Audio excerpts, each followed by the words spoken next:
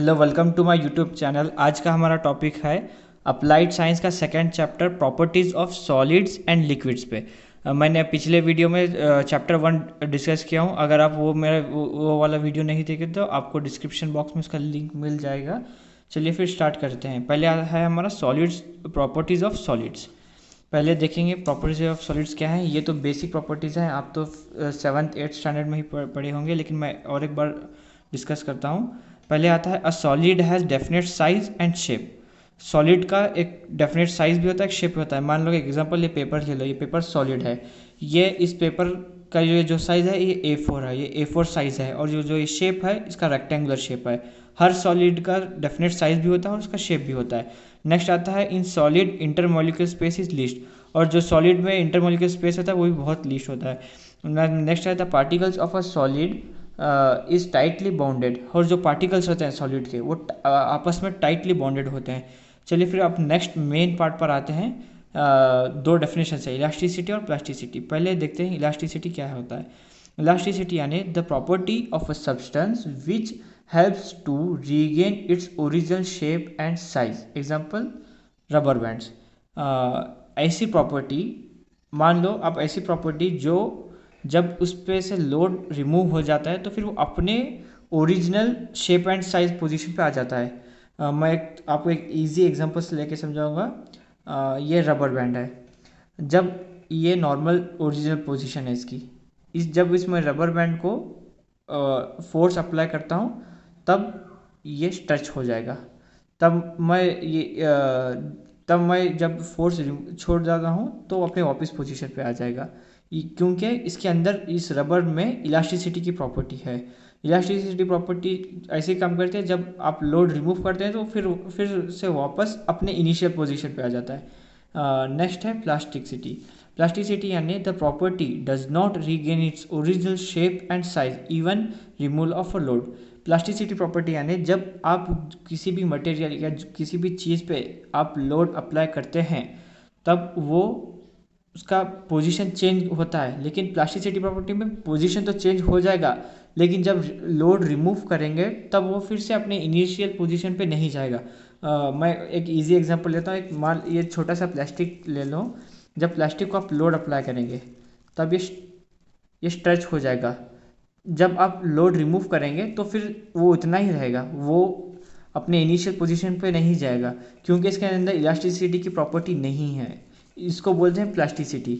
Next, elasticity properties के में दो डिवीजन है, इसमें दो डेफिनेशन आते हैं, एक स्ट्रेस और स्ट्रेन। यहाँ से मेन पार्ट स्टार्ट होता है चैप्टर का। पहले देखते हैं स्ट्रेस क्या होता है। स्ट्रेस यानी it is a deforming force acting on unit area.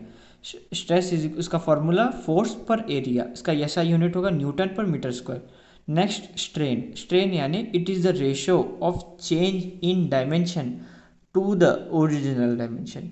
यानी स्ट्रेन यानी, मैं वो रबर का ही एग्जांपल देता हूँ। स्ट्रेन यानी change in dimension to the original dimension. ये है हमारा ओरिजिनल डायमेंशन इस रबर का।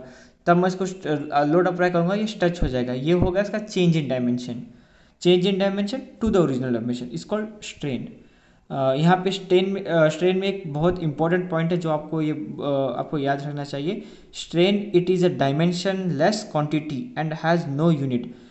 स्ट्रेन का कोई डायमेंशन नहीं होता है और उसका कोई यूनिट भी नहीं होता है। या तो स्ट्रेन होंगे या तो टाइप्स ऑफ स्ट्रेन होंगे, कोई भी स्ट्रेन होता है, लेकिन उसका डायमेंशन भी नहीं होगा, उसका यूनिट भी नहीं होगा। ये बहुत इंपॉर्टेंट है, एमसीक्यू में अक्सर पूछता है ये डीसीईटी के। नेक्स्ट देखते हैं कि types of stresses. Types of stresses कौन कौन से हैं। फर्स्ट आता है टेंसाइल स्ट्रेस, सेकंड आता है कॉम्प्रेसिव स्ट्रेस, थर्ड आता है शियर स्ट्रेस। पहले देखते हैं कि टेंसाइल स्ट्रेस क्या होता है। टेंसाइल स्ट्रेस यानी टेंसाइल स्ट्रेस, लॉन्जिट्यूडनल स्ट्रेस और linear stress. Tensile stress, longitudinal stress, linear stress, ये तीनों सेम ही हैं। इसका नेक्स्ट डेफिनेशन देखेंगे। Force acting on unit surface are resulting in the increase of a length. यानी टेंसाइल स्ट्रेस यानी वो जो स्ट्रेस आप जो भी मटेरियल पर या जो भी चीज़ पे आप जब स्ट्रेस अप्लाई करते हैं, अगर उसका लेंथ इंक्रीज हुआ तो उसको बोलते हैं टेंसाइल स्ट्रेस। मैं इसका एग्जांपल लेके समझाता हूँ। Example, filling of balloon. पहले बलून का साइज़ बहुत छोटा होता है, जब आप एयर ब्लो करते हैं बलून में तो फिर उसका साइज़ इंक्रीज होना जाता है। ये टेंसाइल स्ट्रेस का का एग्जांपल है। नेक्स्ट आता है compressive stress. Compressive stress, volume stress, bulk stress, ये तीनों सेम ही हैं। Force acting per unit surface area resulting in the decrease of a volume, यानी जैसी फोर्स जब आप उसको फोर्स को अप्लाई करते हैं, जब उस मटेरियल का वॉल्यूम डिक्रीज होता है, उसको बोलते हैं कंप्रेसिव स्ट्रेस। एग्जांपल सिलेंडर्स, आप इंजेक्शन में जो अंदर का जो सिलेंडर देखे होंगे, जब आप फोर्स अप्लाई करेंगे तो अंदर का जो वॉल्यूम होता है वो कम हो जाएगा। नेक्स्ट आता है शियर स्ट्रेस। शियर स्ट्रेस को टेंजेंशियल स्ट्रेस भी बोला जाता है। Force acting per unit area resulting in the change in shape of body. Shear stress को वो स्ट्रेस बोलते हैं जब आप किसी भी बॉडी पे जब आप अप्लाई करते हैं, जब उसका वो टिल्ट हो जाता है। मैं एक एग्जांपल लेता हूँ। मान लो एक स्क्वायर या रेक्टेंगुलर बॉक्स है, इसके अंदर कुछ तो लोड है। जब आप फोर्स अप्लाई करेंगे एक साइड के रेक्टेंगुलर फोर्स पे, तब रेक्टेंगुलर जो बॉक्स होगा वो टिल्ट हो जाएगा एक स्पेसिफिक एंगल पे, और जो नीचे का फेस होगा वो कांस्टेंट रहेगा, वो फिक्स रहेगा। जो ऊपर का फेस होगा वो टिल्ट हो जाएगा। जो ये टिल्टिंग फोर्स को बोलते हैं shear stress. Example, while walking and running, जब आप चलते हो या भागते हो तो नीचे जो सरफेस होता है वो तो कांस्टेंट होगा, लेकिन सिर्फ आप मूव करेंगे, इसको बोलते हैं शियर स्ट्रेस। इसका ऐसा यूनिट है न्यूटन पर मीटर स्क्वायर। जितने भी स्ट्रेसेस हैं इसका सबका न्यूटन पर मीटर स्क्वायर ही यूनिट है। नेक्स्ट आता है types of strain. Types of strain यानी फर्स्ट आता है लॉन्जिट्यूडनल स्ट्रेन। लॉन्जिट्यूडनल स्ट्रेन यानी change in length to the original length. इसका डेफिनेशन ऐसा ही है, it is defined as change in length to the original length. मैं आपको एक ट्रिक बोलता हूँ, ये बहुत आपको इजीली आप सारे डेफिनेशन याद कर सकेंगे, सिर्फ आपको उसका फॉर्मूला पता होना चाहिए। लॉन्जिट्यूडनल स्ट्रेन यानी सिर्फ आप जब रिटर्न वर्क में आपको ऐसा लिखना है, it is defined as change in length to the original length. Next compressive strain, it is defined as change in volume to the original volume. Shear strain यानी lateral displacement of upper face to the distance between two faces, it is defined as. Stress and strain के बाद में आता है Hooke's law. Hooke's law यानी within the elastic limit stress is directly proportional to the strain. यहाँ पे Hooke's law एक law बोलता है, जहाँ पे भी स्ट्रेस होता है stress directly proportional to strain. जब भी स्ट्रेस बढ़ेगा तब स्ट्रेन भी बढ़ेगा, जब भी स्ट्रेस घटेगा तब स्ट्रेन भी घटेगा। फिर यहाँ पे उसका एक एक्सप्रेशन है, stress is equal to E into strain. जब हम डायरेक्टली प्रोपोर्शनल को रिमूव करते हैं तो जब उसके जगह पे एक कांस्टेंट डालते हैं, E is into strain, E is equal to stress by strain. Next आता है हमारा स्ट्रेस एंड स्ट्रेन ग्राफ। आपको तो ग्राफ पता ही होगा, नहीं तो बाजू में मैं फोटो डालूंगा। इसके बस आपको इसके 6 पॉइंट्स आपको याद रखना चाहिए।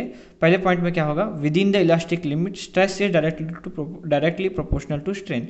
पहले स्ट्रेस डायरेक्टली प्रोपोर्शनल स्ट्रेन होगा। When, next second point, when load is increasing the material become partially plastic. जब हम उसका लोड या जब हम उसका फोर्स इंक्रीज करते हैं, जब मटेरियल तो थोड़ा पार्शियली प्लास्टिक रीजन में जाता है।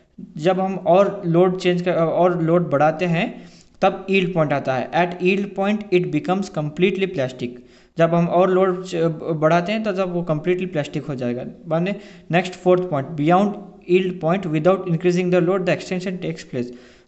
जब लोड ज़्यादा अप्लाई करने से थोड़ा सा इंक्रीज या थोड़ा सा लेंथ और उसकी मटेरियल की इंक्रीज होती है ऑटोमेटिकली। नेक्स्ट आता है fifth, beyond the plastic region neck formation start. जब प्लास्टिक रीजन के बाद में और जब फोर्स कंटिन्यूसली इंक्रीज करते हम जाते हैं तब नेक फॉर्मेशन स्टार्ट होता है। नेक्स्ट 6 पॉइंट पे, the point where material breaks is called ultimate stress. जब हम लोड एक्सट्रीमली इंक्रीज करते हैं तब मटेरियल ब्रेक हो जाता है, उसको वो स्टेट को बोलते हैं या तो अल्टीमेट स्ट्रेस और ब्रेकिंग स्ट्रेस। नेक्स्ट आता है types of modulus of elastic और इलास्टिक कांस्टेंट। इसमें 3 हैं, Young's modulus, bulk modulus, shear modulus. पहले देखते हैं कि यंग्स मॉडुलस। यंग्स मॉडुलस को हम डिनोट करते हैं वाई से। यंग्स मॉडुलस यानी longitudinal stress to the longitudinal strain.